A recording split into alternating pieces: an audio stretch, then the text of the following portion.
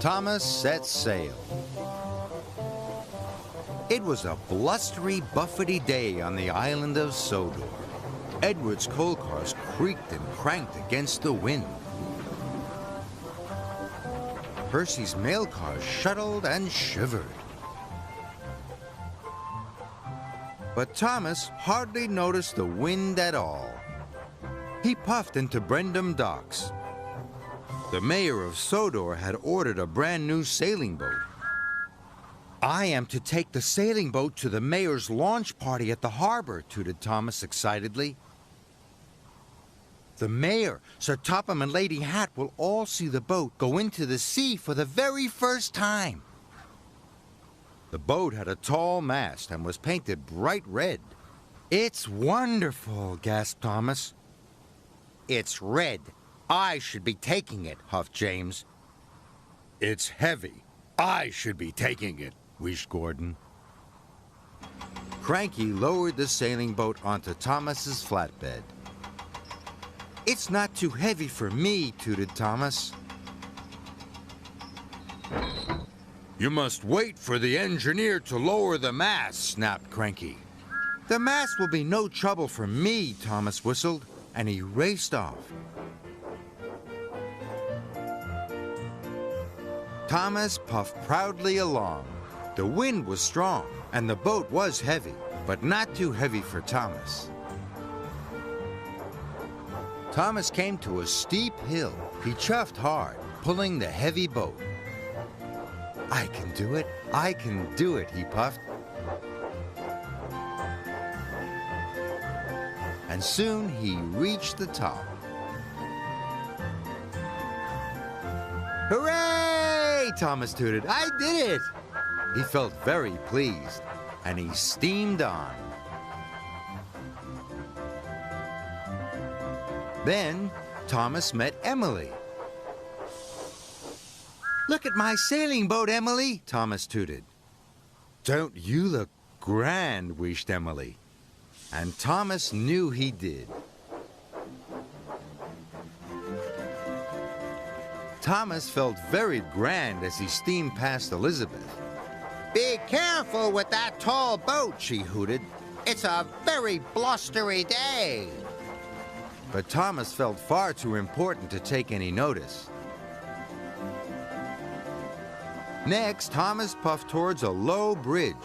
Rosie was waiting at the signal. "Watch out, Thomas," whistled Rosie sharply. Thomas applied his brakes and stopped, just in time. "The mast is too tall to go under the bridge," puffed Rosie. "Then I shall take another track," huffed Thomas.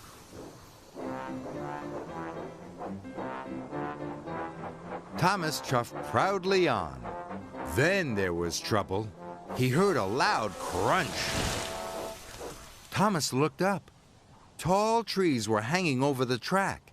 "Oh no!" cried Thomas. "The tall mast must have caught in the trees." Thomas couldn't move forwards or backwards. So he huffed and he chuffed. And with a mighty puff, Thomas broke free. "Hooray!" tooted Thomas. But Thomas didn't know the ropes holding the sails had untied. Thomas was feeling very grand now. The wind was strong. It was blowing him along. "Whee!" Thomas cried happily. He was going faster and faster. The wind grew stronger. Thomas raced round a bend. "Be careful, Thomas," Molly tooted. "The wind is filling the boat's sails." But Thomas reached by so quickly he didn't hear her.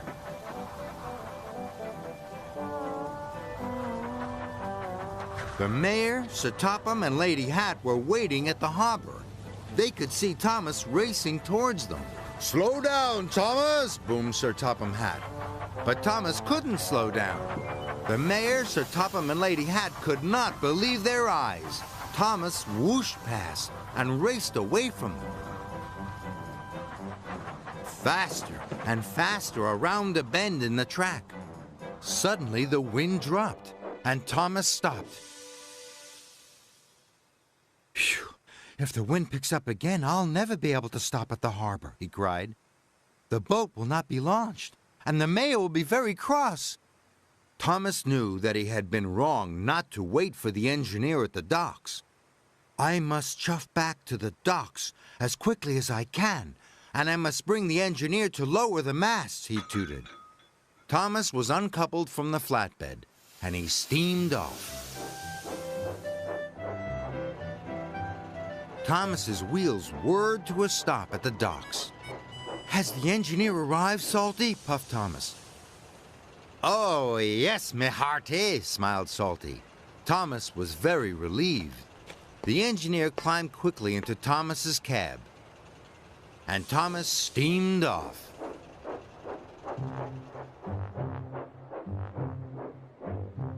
Soon, Thomas arrived at the sailing boat. The engineer rolled the sails and lowered the mast. Slowly, Thomas chuffed back to the harbor.